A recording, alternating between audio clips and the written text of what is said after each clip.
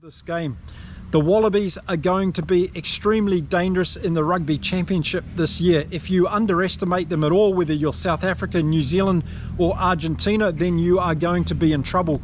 The more this Wallaby team plays together, and with Will Skelton and Rob Valentini in this team, they're going to be getting a lot of ball and they're going to be getting a lot of front foot play as long.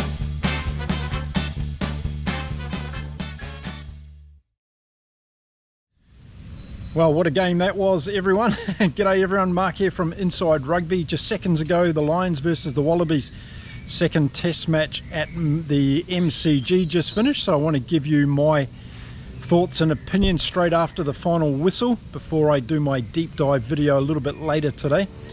So yeah, what an amazing spectacle. First of all, 90,000 people at the MCG. That'll be the biggest rugby crowd in the world this year.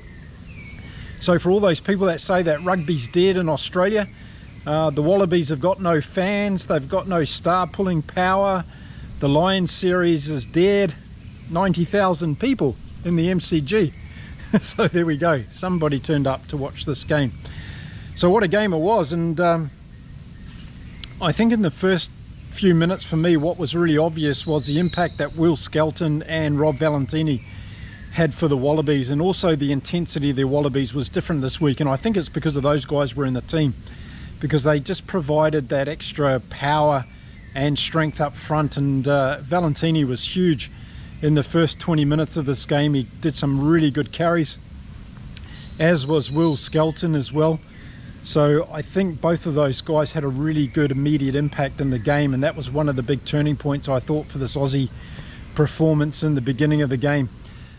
So I thought what Australia did really well in the beginning of this game was their line-out worked really well. They kept possession, they were clever with their kicking, and they basically kept the Lions on the back foot. So they got territory and they were starting to put points on the board as well. They got 2 early penalties, which let them go out to 6 points to 0. And it wasn't until the 16th minute when Dan Sheehan went over for the first try from the Lions. But what was a worrying concern for me was, it was probably one of the first forays down into the Wallabies 22 for the Lions, and as soon as they got down there, they were able to score points. So was that going to be an omen for the rest of this game? But I really liked the intensity from the Wallabies in that first part of the game. Skelton and Valentini, huge difference in this Wallabies team. Harry Wilson was going well at the back. Nick Frost was doing good stuff up front. And I thought Jake Gordon was doing well, so I take back everything I said about Jake Gordon in the preview video. I thought his kicking in particular was very good. And Tom Liner, a couple of things he did really well, a couple other things he got caught with the ball. It's just that decision making, I think, for Tom Liner. I think he's got the execution skills. He just needs a lot more experience at this level, and I think he can grow into that position. So I'm not going to be as critical about Tom Liner in this particular game. There were things, though, that he needed to work on just around the decision-making side of it. But it was good to see the Wallabies backs involved early in this game, and it showed their intent. They were playing at pace. A little bit of a tricky conditions with the weather. It started raining a little bit, so the ball was slippery. But I thought their handling was really, really good. On the Lions side, I saw really good early performances again from Tom Curry. He was just absolutely brilliant. Been the player of the series, I think, so far for the Lions in this series. And we saw Bundy Aki coming into the game early on as well, and that sounded a bit of a warning for the Aussies, because he was able to get over the gain line. Gibson Park was doing well again, and Finn Russell was orchestrating things from the number 10 jersey. After the Lions scored that try, it was going to be interesting to see which way this game was going to go. Were the Lions going to be able to get back into it and grab the momentum back from Australia? Because I thought Australia really had the momentum more so in that first 15 minutes. And then Australia got back into the ascendancy again, and James Slipper went over for a good try close to the line after multiple phases of play from Australia. And this is what they did really well today. They put a lot of plays together in the Lions 22, and they were able to convert that into points. We didn't see that kind of pressure from them last week. And I put it down to what I've been saying in my videos, that the more games this Australian Wallabies team play, the more they look better and better. I've just had all the gardening hoses come on, so I hope it's not too distracting. So yeah, a really good try to James Slipper. unfortunately the conversion was missed from Tom Liner. These things can be very, very, very costly, and you'll get to understand why when I talk about the final score. So during Slipper's try, Tommy Freeman got a yellow card, so he was sent off. The Lions were down to 14 men. Now, were the Wallabies going to able to keep the pressure on and make this count? Well, the answer was yes, they were going to. They got back down into the Lions 22 again, and the Wallabies put on a lot of good pressure. And this time Jake Gordon saw an opportunity to go for a run, and he had a lot of work to do. There was a lot of Lions defenders, but he got himself across the try line for a very, very good try from Jake Gordon. Picked the opportunity and got over and put Australia out to a really good lead of 16 points to 5 at that stage of the game. So a great try from Jake Gordon. Tom Liner got the conversion, so we're out to 18 points to 5. Two critical areas of the game here from a statistical point of view. The Lions had bled 6 penalties compared to the Wallabies 3, and the Aussies had 60% of the possession at that stage of the first half, so they were doing really well with ball in hand. And I thought the performance compared to last week from the Wallabies was really, really good. They were great in the clean out. They were getting good runs off the breakdowns as well, again from Valentini, Skelton, and also Harry Wilson was in there as well. So at that stage of the game, it looked very, very good for the Australian Wallabies. What I was concerned about, every time the Lions got the ball, they looked extremely dangerous. And then we saw a brilliant run from Joseph Akusa Suya Ali, who got through the Lions defence and did one of those busts that we've been hoping that he could do in the series against the Lions, and showed his speed and strength as well in that particular run. He had the great support from Tom Wright, the number 15 from the Wallabies outside, and Tom Wright went in for the try. The only little critical part here is I think Tom Wright could have got a little bit closer to the post to make the conversion opportunity a little bit easier for Tom Liner on that occasion, but it was a brilliant Wallabies try, open play right from within their own half. And it just showed the DNA of the Wallabies is to run the ball, and they got through the Lions defence on this occasion. So Tom Liner did miss that conversion, so 2 missed conversions that were going to be very costly at the end of the game for the Wallabies at that stage. But 2 good back-to-back tries from the Wallabies on that occasion. They kept putting the pressure on the Lions. The scoreboard said 23 points to 5, and I think everybody in the stadium and also watching on television probably thought this game's not over. This Lions team can score from anywhere. They can keep the pressure coming, and we still had over 40 minutes of the game to go. So 23-5 with 10 minutes to go to half time, and the Lions did what they needed to do. They got 2 tries before the half time. One brilliant try to Tom Curry. The man was playing an absolutely brilliant game, and he popped up at the right time to get that try, and another one to Hugh Jones just on half time. So a very important period of play for the Lions to get themselves back on the scoreboard. At 23-5, it was starting to be a little bit of blowout, but those 2 tries were brilliantly worked by the Lions, and it really got them back into the game on the scoreboard. And I think by half time, Andy Farrell would have been a little bit happier, at least with the points on the board. I just want to talk about the second of those 2 tries, the one by Hugh Jones. It was set up by Finn Russell. The play before, he'd had a penalty kick opportunity, kick for touch. He put the Lions deep down on attack with a brilliant kick that went out only 5 metres out from the Wallabies line, and that was the territory gain that allowed the Lions to set up the next phases to get Hugh Jones over for the try. So it was a bit of brilliance from Finn Russell again, this time taking the kick penalty to touch and then helping the Lions have that huge possession and territory advantage. The ball came out wide, and it was a game of numbers at that stage. And one of the things that started concerning me was the ability of the Lions to get through what seemed to be a weak Aussie defence. Every time they got down there into the Wallabies 22, they were able to get over for points. And this was going to be a concern in the second half, as the Wallabies defensive line was obviously going to get more exhausted as the game went on. So we got half time 23-17. Who would have thought we would have seen 6 tries, 3 tries to each team in the first half of this game. It was the highest points scored by the Wallabies against the Lions in the history of the games between these 2 nations. So the Wallabies had done all they could have asked for in that first half to give themselves the lead on the scoreboard and really to have a very, very good first half.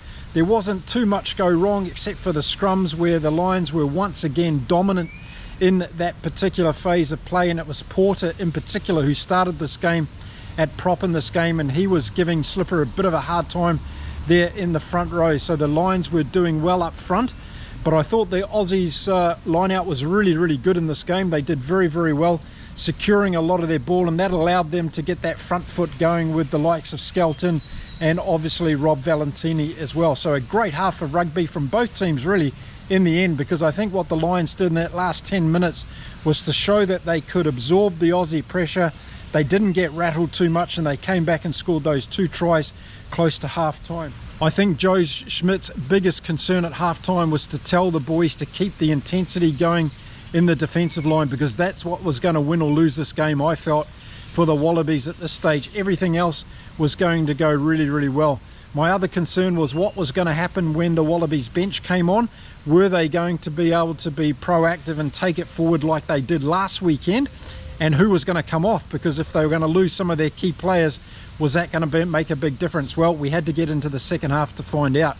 From the Lions' point of view, I think Andy Farrell would have said, look boys, let's keep calm. We're giving away too many penalties. Let's take that out of our game. Keep the pressure on from a defensive point of view. We need to close the gap a little bit more so the inside centres for the Wallabies can't get through us. And also when we get into their half, we need to make sure we score points, which they did admirably well in the first half. I thought Hugh Jones had a good first half as well. James Lowe did a couple of good kicks. Keenan got involved, but Bundy Aki stood out in the back line for me for the Lions. But it was Maro Itoje's leadership and also his calmness, and he also having a good game on top of that, I thought, in the forwards. Some of us had thought Itoje hadn't had such a good game last weekend, but he was really standing up in this one. Dan Sheehan was playing very well up the front in the hooker position as well. So there was good players really all across the field for the Lions. So 2 big plays in the game by the 47th minute of the game. The first one was Rob Valentini was taken off at half time. 30 meters, carry meters in the first half. Enormous effort from him, lots of carries. And also very good in defence, I thought, Rob Valentini in this particular first half. And then on the 47th minute mark, it was Will Skelton that came off, who was also having a beast of a game up front. So 2 of Australia's best players coming off. What impact was that going to have on the game? Well, we're soon going to find out. Once again, the Aussies got down in the Lions' territory and they got a penalty opportunity. Tom Liner got that over, so we went from 23-17 at half time out to 26 points to 17. And this was a really important phase of the game, because if the Wallabies scored next, they were probably going to win this game. And it was a very good break. Moments later from the Wallabies, we saw the ball come out to Sua Ali again. He almost got away, but it was that man Tom Curry that came in not only with a try-saving tackle, but he knocked the ball out of Sua Ali's hands when he had players out to the left of him who could have potentially gone wider and got in for an Australian try. It didn't happen. The Lions defensive line, Tom Curry in particular, did a fantastic job in defence on that occasion, and it saved the day for the Lions. Seconds later, after that, Tom Curry was replaced on the field by Jack Morgan. So that was the end of the game from Tom Curry, and he could have probably won the Lions the game at that particular moment. So Jack Morgan came on, the first Welshman to be playing in a test match in this series. It's going to be good to see how he went, and well deservedly as well, getting that position in the team, I felt. So for the next few moments, we saw some more changes off the bench. We were going to see Owen Farrell come on. We saw Genge come on in the front row, and things were starting to change from the Australian side. I didn't see the intensity I saw with Skelton and Valentini on the field in the first half.